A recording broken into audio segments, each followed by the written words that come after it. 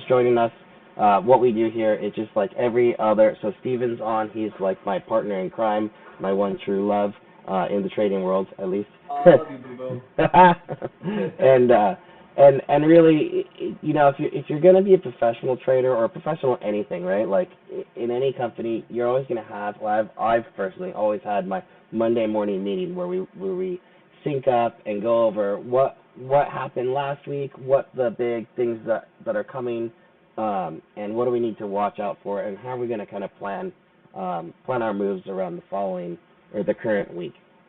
And so that's really all it is.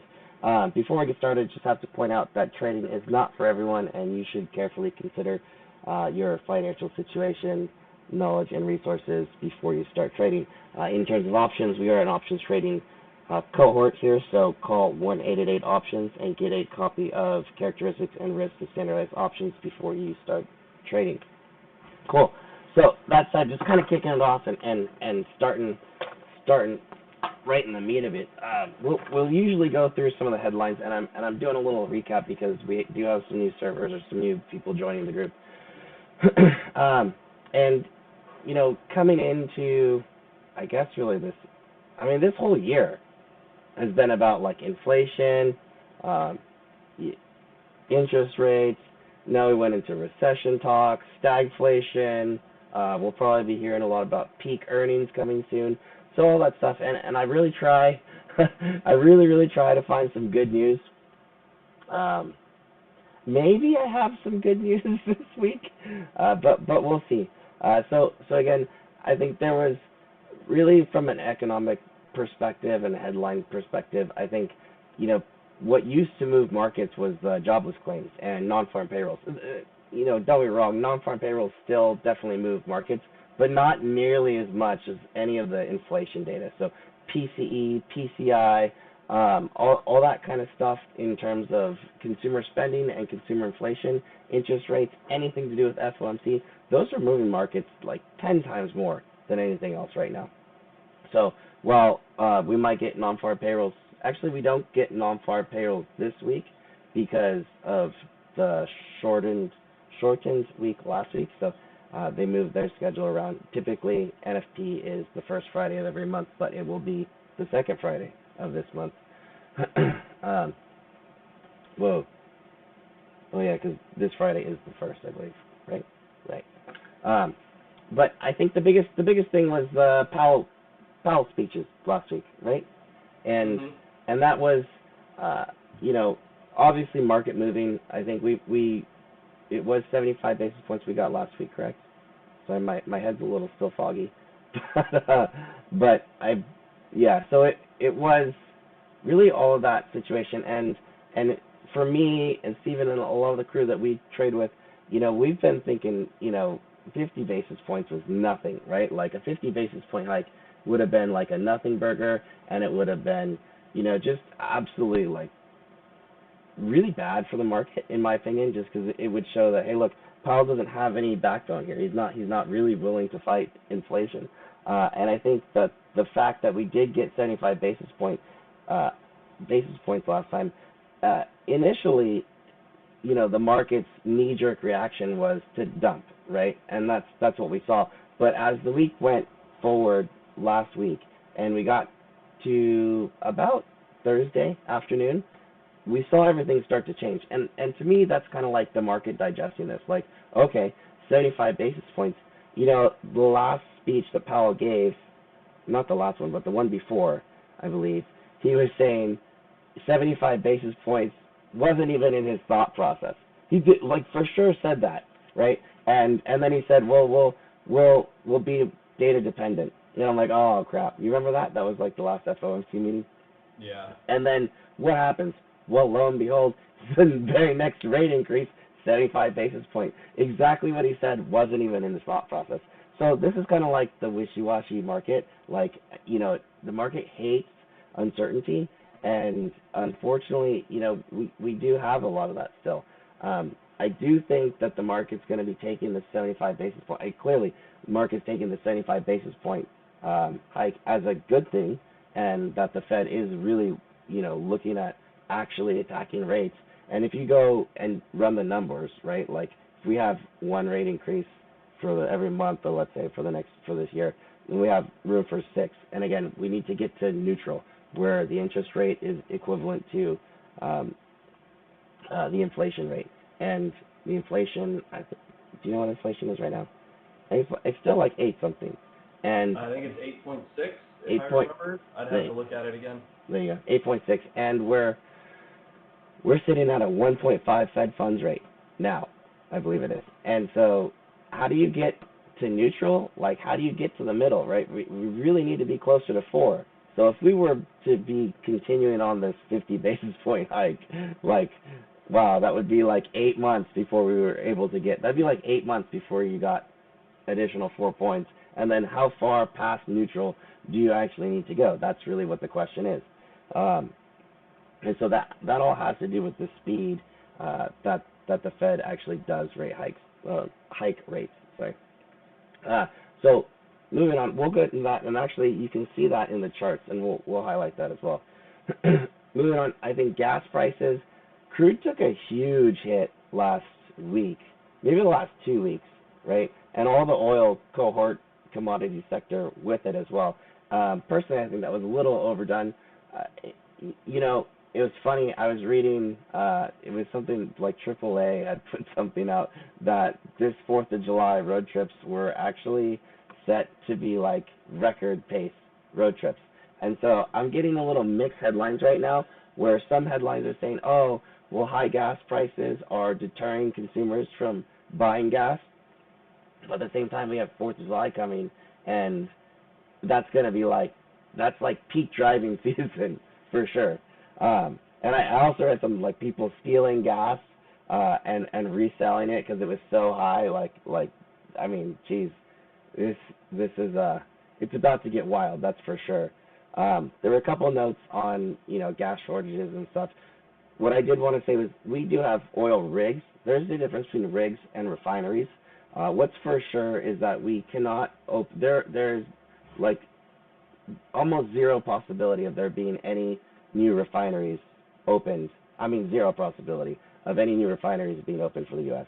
We do have rigs that they can spin up, and that we'll actually see on Friday when we get this thing called Baker Hughes. They have an oil rig count, and the rigs have been kind of popping up here and there. Um, but there is, I'm going to skip down to this bottom one here. There was actually a note, the Russian oil crisis. Well, the situation with Russia and Ukraine really kicked off the oil run, when that was like the major run, and I think all of that has actually pulled back at this point. Um, and then I get this new headline: "Hey, look, the G7's about to start new sanctions against Russia." So here we go again, like another global headline that could probably take this right back to where we were. I don't know if it's going to be like a V-shaped move, but I do, on the charts, it looks overdone. It looks like we hit the bottom end of a very wide broadening range and the lower end trend line. So that's kind of where I'm focusing this week. Just looking for the points bounce in the oil sector. Back to inflation and a couple of things. So mortgage rates. This is, the Fed funds rate doesn't actually um, affect like your, I forgot what the name is, um, LIBOR rates, right? It's not the real rates. It's just the Fed rates. So, but it all kind of trickles down. And so I read another headline. Hey, look, the mortgage rates hit the highest level in 13 years, and that's interest rates. So we know that the housing prices weren't actually coming down yet, but the rates are going up. And I'm not calling a housing crisis by any means, but it's not a good recipe so far in terms of what that potential outlook could be for the housing sector. Just to um, keep on your radar too. And then again, there are construction labor labor shortages actually on all sectors, and then construction sector specifically labor shortage, right? Thankfully, we do have some commodity prices coming down significantly, and you know if I were to try to pull out like one sliver of good news, the rest of the commodities coming down in price in terms of like labor, wheat, all that kind of stuff. And we could probably pull up a commodity index chart later. Um, that that's potentially good for peak inflation, actually. So while if you're doing like the inflation um, portfolio, so to speak, the thing that you have to keep in mind is that well, the Fed increases rates in an attempt to slow consumer spending, and the value of the dollar goes down. That, yes, ideally would, like in theory, would make commodity prices go up. But what happens? Remember, rates and monetary supply doesn't have anything to do with actual inflation. The only thing that has to do with inflation is like velocity or consumer spending. So again, back to that original, hey, look, if my country printed $1 billion extra and I was a small business owner, I'm not changing my prices of my goods or services until I have less customers. Like if my customers stop buying things, okay, then I'll start to lower my prices. And when we look at the commodity sector and things like lumber and what have you, that's kind of what we start to see. So the price inflation might have peaked and now it's starting to come down, and that situation could be, it could be a glimmer of hope in terms of peak inflation. Uh, Unfortunately, this University of Michigan, that's consumer sentiment. They actually came out last Friday with like the lowest ever rating. Um, so I think that was potentially a little bounce situation where, I mean, consumer sentiment at 50, that's pretty low. So, and I think it was Powell. I believe Powell mentioned something about looking at that number as one of the things that they monitor, which I didn't actually know. So we do have some other numbers that are related to that coming out this week. So I'm going to try and keep an eye on that, and we'll kind of walk through what that looks like. Uh, so again, this is just major number recap from last week. Uh, when we look at, so as we go forward in this deck, you'll have actual numbers, previous numbers, and consensus numbers. I'm sorry, we'll have actual here. In the following, we'll only have previous and consensus. Actual is because it actually happened. When you look at the consensus number, that's the number that's going to matter. Previous number doesn't really matter. That's kind of like our benchmark. But what consensus means, that means this is what the market is actually pricing in. So like consumer sentiment came in previous 58.4. The consensus was that it was going to be low, but it actually came in slightly lower. Not a huge difference, so maybe not epically market moving, but definitely something to note for sure. New home sales actually came in better than consensus, oddly enough. And again, jobs claims really not doing much here at all. So just a note as we move forward. I don't have anything major on the earnings, um, you know, preview section. We do have Nike and Walgreens coming out this week, so maybe we'll have a trade, maybe not. We'll take a look at it. But nothing major to note. This is what is notable here is this is the last 4 quarters of earnings results, and we can see clearly, hey, look, 29 beat, 1 miss, 27 beat, 2 miss, 1 white is meet expectation, 26 beat, 4 miss. You see the trend, right? 22 beat, 5 miss, 1. That's not a good trend. So I think that will start as we come into July. Next month we have earnings season coming. Ooh, earnings season coming. So we have some cool stuff for that too. But yeah, that's gonna be when we start to find out, is this really peak earnings or not. So this week on deck, really nothing crazy until we get to Wednesday, Thursday. Monday, today is pretty much done. Tomorrow, that's that consumer confidence number. That's actually a whole different metric outside of University of Michigan consumer sentiment. So I'm gonna watch this week just to see how, if it does affect anything with the market. Wednesday, we do get Powell's speech, and GDP numbers should be coming out. I don't think that's going to be major market moving, though. The biggest day of the week, though, 100% Thursday, when we actually get core PCE. So let's get into this. So again, today durable good orders a little bit light. There's nothing major. Pending home sales actually higher. So they're still buying, and we have Nike after the close. So this is tomorrow. So tomorrow we have, this was the one I was thinking about. So, God, I forgot who this was, CB. It's like something board.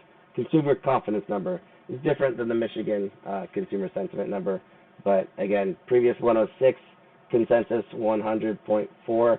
I would assume if this comes in below like 998, something like that, that's what I'd be curious to see if this actually starts to move markets. Wholesale inventories and retail inventories.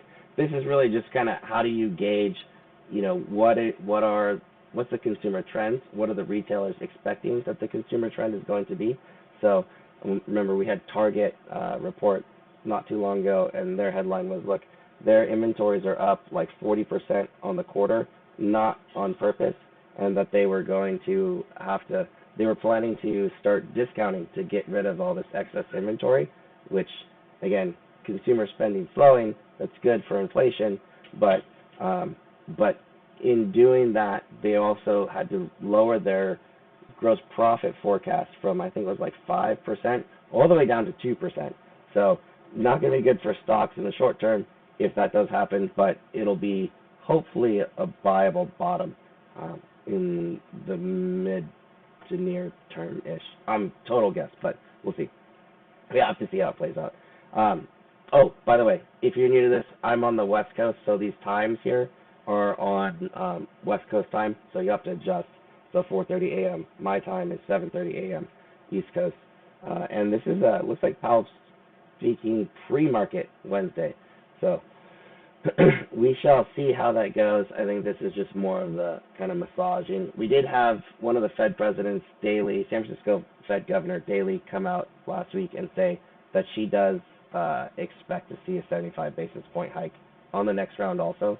So maybe it's a little bit of that to come. And, I'm watching oil again. So back to this petroleum status report. So I just got to watch the levels there. I think that this plus the Russia-Ukraine headlines could definitely be moving that market quite a bit. Thursday, I think this is where I actually ran out of time. So I can go back and go back to the calendar here. So Thursday, personal income. This is the PCE spending, is PCE, personal spending expenditures. And they have month over month. Let me zoom this out a little bit so you guys can see it. So we have month over month numbers and year over year numbers. The month over month numbers matter the most in terms of, what is like the most recent trend. But the year over year number is the real one. That's basically they want the month over month to start moving the year over year number. And then there's a difference between, do we have it? No. Price, PC, year over year. Yeah, so income and spending. So it's going to be this one, the spending, that I think we're all going to be really, really watching for the most part. You know what I got to do? I'm going to send this, make sure I got the right link. Can I edit this? This is the right link. No. Sorry, we're doing this live.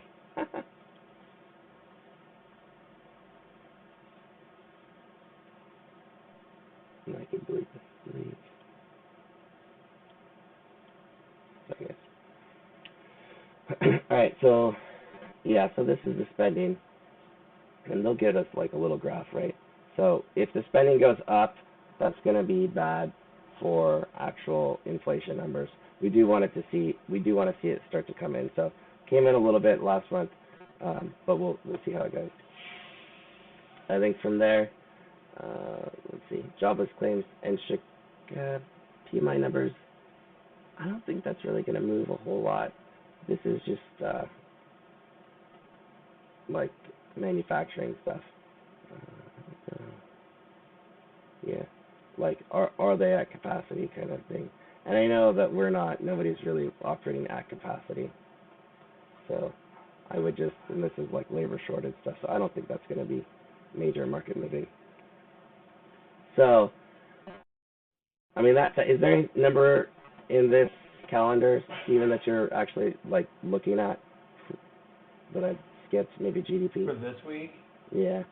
Not really. Yeah. So like I skipped over this goods and trades. So this is like import export. So we're always a net importer as the U.S. is just kind of how it is. I don't think that's going to be any kind of market moving.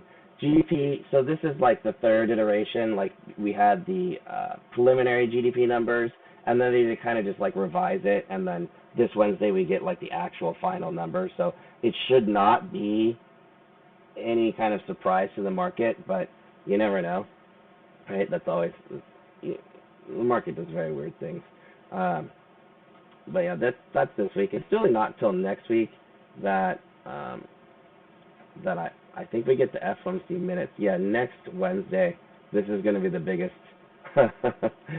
biggest thing I'm looking for, but that's going to be major market moving. But till then, we're not actually there. I do have some live trades on. Oh, okay. I should probably take some profit on some of that. And maybe trim some oil. Oh, we'll see. I do like Chevron. I liked oil. You guys are looking at 30 seconds this morning. I'm just gonna go here and jump into the. Here, I'm gonna take some of these just so I don't get bogged down.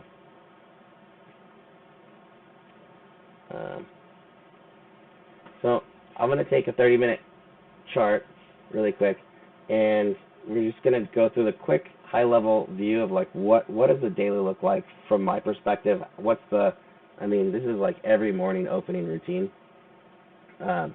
So my first view is this, right? So it's the four major indices, right? S&P, SPY, Qs, Diamonds, and the Russell, which is like the mid cap. These three, like if we're gonna get a good trend to trade, I want to see these three at least kind of doing similar things. The IWM is like the black sheep of the family. It kind of just does what it wants. And then right now I'm monitoring, bonds. Yes, I might not take. I think bonds are going to go into holding pattern, but I do always. These always have to have a spot because I do believe that the interest rate products do drive major markets for sure. And then Dixie is the U.S. dollar weighted against global major currencies. This guy has actually been better tell than the VIX, which I don't even have right now. Oh, I was losing phase. So usually the VIX here, and I'll put crude back here. I can take gold off. I don't think gold's going to be doing anything right anytime soon. So the VIX, well, yeah, 27. The thing with the VIX right now, I would say, is that even if we dump on the indices, I don't think the VIX is going to be a good hedge, or B, a good indicator of direction. And that's mostly because like we're coming from such a high perspective, like where the VIX was. And if you look at, this is the S&P. If we were to dump, right, like let's say we pull all the way back to, I don't know, 375, where does that put us? That puts us right back to where we've been trading since early June. So, I mean, in terms of volatility, even though that's a big drop, the VIX shouldn't actually move that much because of that. So, I mean, maybe if you want to short VIX or sell upside credit spreads, that's probably fine. But even at 27, anything close to 30, I'm still looking for spread trades or just very short intraday type of day trade. So let me get this session stuff. I'm going to go into into the chart. So when I do my charts, I have these orange boxes that you'll see. These are average weekly ranges. So typically what I'll do is I'll just be like, well, okay, so if we open up here, from a downside perspective, like downside, the most that the S&P should really move on an average basis would be down to, what is that, 378, give or take? 378. And where is my Well, I might not have put it on here. I know on one of my other views I have the interest rate um, hike typed on there. So it was the 75 basis point. Where did I put it? I don't know if I deleted it. Well, I'll tell you where it was because I know where it was. So it was right here. I believe it was right here, right? What day is this? 75 basis point. I believe it was that day. I could go back to his calendar. Unless Steven can confirm real quick. What day did we get the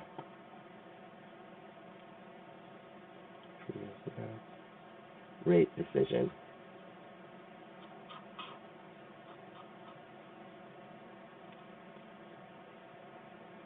June.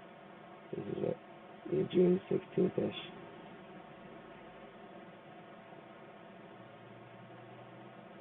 Interest rate decision. So we got the rate decision on, yeah, there's the 15th. And so it's right here, 15th. So this day we got the actual rate decision. Then I think this day we got core CPI. That's the 10th. PPI.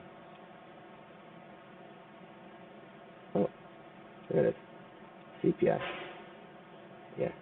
So there's always like this weird stuff where fundamental events create technical levels.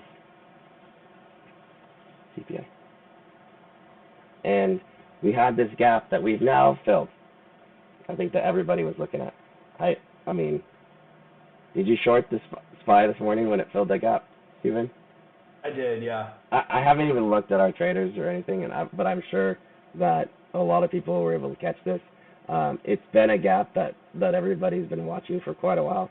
I don't believe we have one to the upside from here. So all filled. I think so. Yeah. Yikes. So all filled for the most part. We do have some lower downside gaps. And again, these, just so you know, like these average ranges, it doesn't mean that the stocks can't actually go beyond that.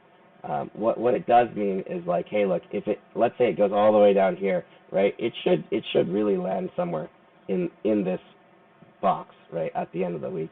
What I would say is like these are low volume areas, right, where, you know, if we do, what's CPI, what day was, I want to make sure. CPI was Friday. Friday the what? The 10th. We actually opened here. So I'm actually going to mark that. I have 410 as another level too. But I'm going to mark this because this is the major breakdown when we got that CPI number. So, I mean, could it actually go? We could go higher, but this is that level that we would want to really be cautious of. And I'm not going to take a stance any one way, but to the downside, this is going to give me, you know, down to 378 on SPY. To the upside, probably about 40, yeah, I call it 405, give or take. I'm going to have a little bit of a, I'll call it non-bearish skew at the moment. Let's see. Yeah, and we're opening right off. Let me take some of my. So this is last week's high low. So my lines, by the way, I have a couple different lines. So yellow lines for me, these are actually monthly levels. Yeah, so the prior month high and low. Red lines are the prior quarter high and low, and the blue lines are the prior week high or low. So, I mean, downside probably to 380 in the nearer term, and then I'll just see where it goes. But you have this like very low volume, look at this, low volume area of trade here that typically when something happens, like you'll get these kind of like whoosh moves, but it chops around. So just like take profits quickly, right? Because it could be very wishy like that and chop. So to be fair, like I kind of feel like that right there is exactly what this week is going to look like. Because we do have FOMC minutes next Wednesday, and we don't have anything major until Thursday. My gut is kind of telling me we're going to go sideways for the next couple of days, and then Thursday will be uh, like the real make or break kind of moment. But Steve, do you have any levels on SPY that you want to kind of point out at all? 388 is the closest one that I have. Above that, right at like 400, almost, yeah, 400 even. 410 above that, like you said, that's still, I think that's still a decent area to watch.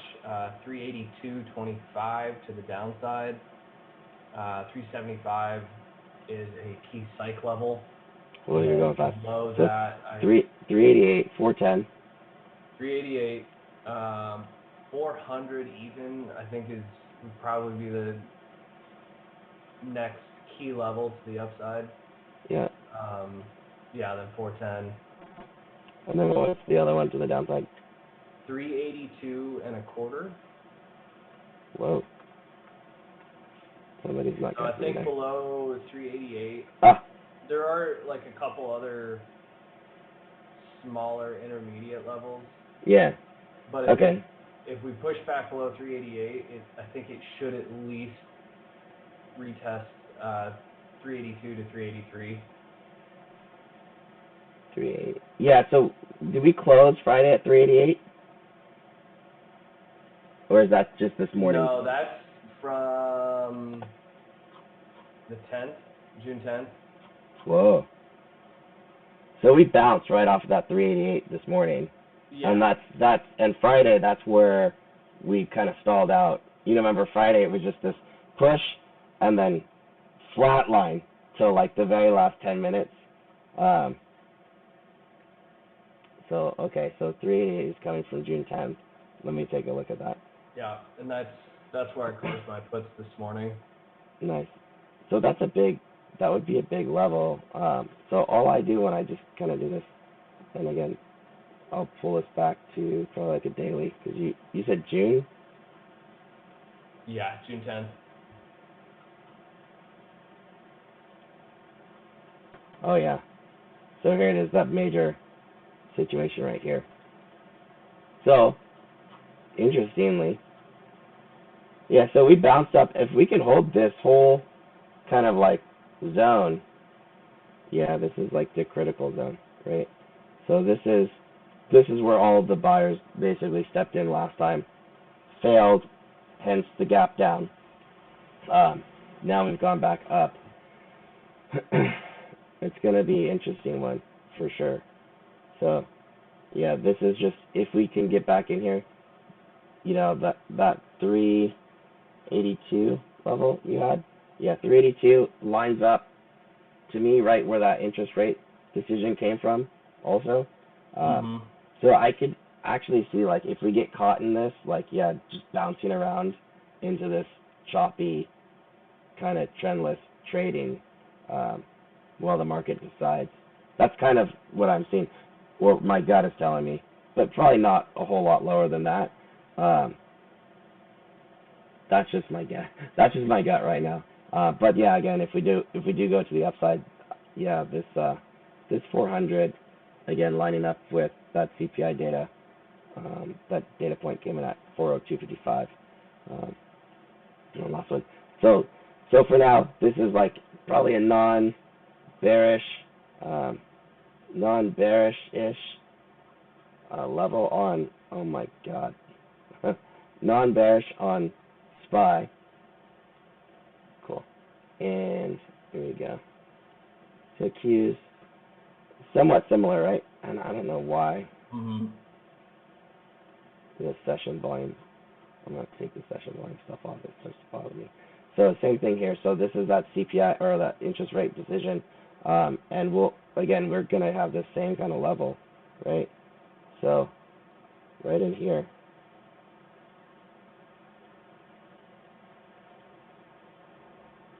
Again, orange box, this is an average week's range. Yeah, a very similar situation. So this actually not that much higher, 300, give or take 299 on SPY. I mean on Qs. They're not doing nearly as good. Definitely way more sensitive to rates than anything else. Yeah. But this level, that's CPI, where CPI came out right here. I think it was like 299. Clearly a pivot here, breakdown. And when you see these kind of whoosh down days like this, the market kind of tends to chop around while, it establishes buyers or sellers in this kind of range. I just hate to say, either range bound trading. So if we get to this 290 to 300-ish, maybe it could go up a little bit higher, but no moonshots for sure right now. That's for sure. And then to the downside, I have this. This is where that 75 basis point number came out, 286. So, I mean, a couple points from a day-to-day perspective is more than enough to make if you're trading indices like this. Super simple. I don't know that we need to go through the diamonds. I mean, of the indices, this one was looking kind of the best to me. Again, here's your average week's range, clearly a little bit higher. But again, still stuck in this, low volume area, right in the middle, really, right? So from the 75 basis point rate decision to CPI, right here, I'm thinking condors this week, man. As lame as that sounds, like this is just like, I think we're gonna chop. That's just my gut.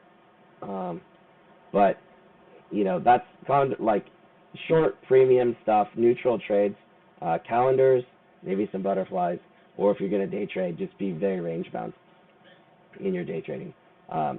Again, we don't have anything major until Thursday, and not a lot of earnings coming out, just Nike and Walgreens. So there's not a lot of new data that's going to be coming out that's really going to move the markets per se. So other than, and we'll get to in a second, other than oil, really, this is the bonds, long bond essentially. So TLT is a 20-year average bond. Did I lose you? Stevie, can you still hear me? Yeah, Okay. I can hear you. Sorry, my headset's starting to die. Again, I think also range bound. So I'm not seeing anything except for oil. That's why I'm like focusing more on oil. I think this guy just had this huge sell-off that if there was something that had potential catalyst with the G7 situation coming out and 4th of July, I think oil. It's a nice little bounce here off of this 100, and it's a shorter term trade. It's not anything major, but I mean, this orange box, believe it or not, this is an average week's move based on the last 14 weeks of crude. So it does move quite a bit, and yeah, that would actually take us up to like 120 again, maybe just under on crude. I wouldn't actually target that far, but once we break this level here,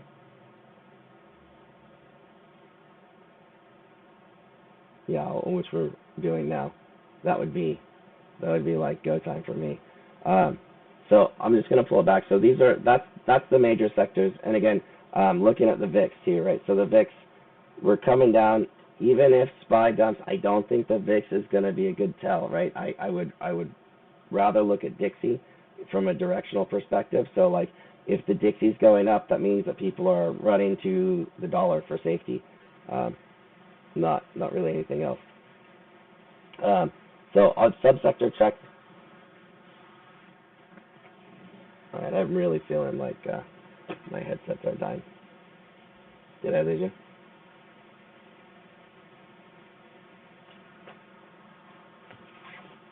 Events. Yeah, I can hear you now. I think it's breaking up. Oh, okay. Yeah, I'll cut it short. But so OAH, really, that was my biggest one here. We're pushing up onto that 200-day. And XOP here bounced right off the 200-day, heading back up. So the rest, GDX, GLD, I still, a couple of guys we trade with, we're looking at potentially a reversal there. I'm not really seeing it, but so far, just focusing on oil services here. Do you have anything that you want to take a look at? No, I'm not really watching any commons individually just yet. Yeah. I kind of just felt like this was gonna chop around for a Yeah. couple days. So I think chop. Like if you guys aren't familiar with iron condors and things like that, it's probably a good time to take a look at them. What was he gonna do? SLB. SLB was one, and this was just it was a good example of that broadening range that we had, like that all the way down. Hit this 200-day. Cool.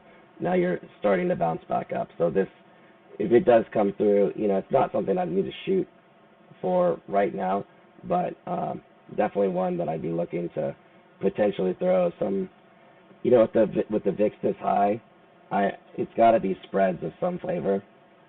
You have a pretty critical support that it's hitting right here too. Ding, ding, ding. I like this level actually, just to show you right here. So we just bounced off.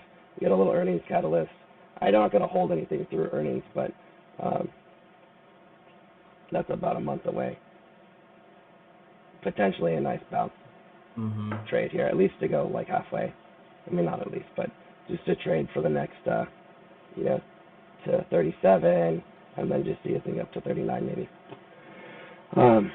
Debit spreads, risk reversals, probably going to be the best for that kind of stuff. XOM was flying out of the gate this morning. Just want a quick check. Yeah, so it was similar, right? So here's that pivot here, here, here, and it broke through this morning with some serious strength, pulled back, retested, and now we're bouncing back up. So I have one doing the same, Chevron, right now. So level here, bounced, pulled back. I didn't get my ad in because we were doing this, but it looks like it's a little late for the ads now. But again, I'm happy with that. I did have a short on Tesla. Do have a short on Tesla. I have not closed yet because I've been doing this, and that looks fine. This 730 level is a huge resistance, or not resistance, but I'm just feeling like this was like why are you loading Tesla here right now? I have a high here, likely lower high, and I was just thinking for the stratters out there, right? This would be a failed 2 up, right? So you open 2 up, and I'm seeing so many of these like failed continuations lately. I've just been trading them a lot. Come back down, you might have an entry, and that's really going to be your real flusher. Monday morning, I'm not a big trader just because IV is so high. So just a note there. I think I'm going to start trimming soon, but I think there's some downside potential. Yeah, you got your rejection here. Yeah, 2 key levels daily and weekly pivots, and this 730, I believe. No, that's a manual one. 730 is a pretty big one. I'm just gonna check YouTube. Do we have anybody asking? Hey, yeah. I think Ken saying more selling puts. Yeah, this is a perfect scenario to be selling puts. You guys or put spreads, bull put spreads. I might send some stuff like that. A risk reversal, you'll likely see some of that from me this week. That's going to be like a combination of a bull put spread and a call debit spread. So a little bit of both, just to get that like extra oomph in this kind of market. again, if on Tesla, if we get down here, dude, we'll see. That could be a good one. Lower high. That's all I know. It's a lower high. That's all I know. That's all I know, man. I was gonna do one more, and I saw Amazon looked strong this morning, and I'm freaking shocked, dude. How strong it has been. I hate to be a bear. I'm not like ultra bear. I feel kind of bearish, but I feel kind of bearish. I feel like I sound bearish for sure. Anyways, this is again yet another lower high. It's tough because like this, what was this, Thursday afternoon all the way up here, like that felt like so strong, or not even Wednesday, just bouncing off that 106 because you were so close to breaking 100. Like the thing is, like and we talk about this all the time, like if the stock can't break down below the support level, well, it has to come back up to get more sellers. Just how it works, right? And it can come up, and if you guys were in some of the webinars, it can come up to anywhere in here, right? 720 almost, or 120 almost. God, that seems so high.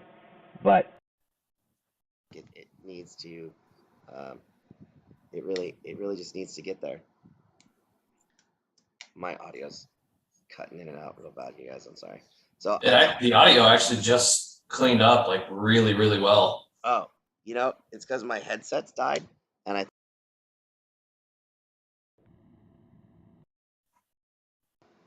Now I lost you. If you can hear me.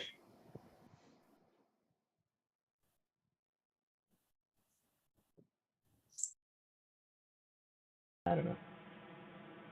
Audio issues. Oh, now I got you. Yeah, I just got to recharge. But I think that's good for now. Non-bearish overall. I think some of the sentiment. Oil is where I'm looking, right? Because that one has the most catalyst. Biotech too, by the way. So like there was Merck, Pfizer, BMY. I haven't really looked at Moderna yet. Those have all been like really bullish sectors recently, and a lot of catalysts coming up for those. I'm not a huge biotech person personally, but I know they have a lot of that. And then Devon, from the energy perspective, is back in play. Let's see if I can just do this. And still alongside, upside, and this again got a lot of ways to go. These guys have all just fallen so hard and bouncing right around this like 200 days. So keep an eye out. Oil energy on the rebound after a huge epic flush. I think it was a little overdone. Get a little bounce. Bull puts are your friend, regardless. Still not going long tech. But I'm not gonna go epically short tech this week either. So more like call credit spreads on the tech front for me. All right, guys. It's been real. It's been fun. Steven, you got any last words? I do not. All right. We'll see you guys out there. Sounds good.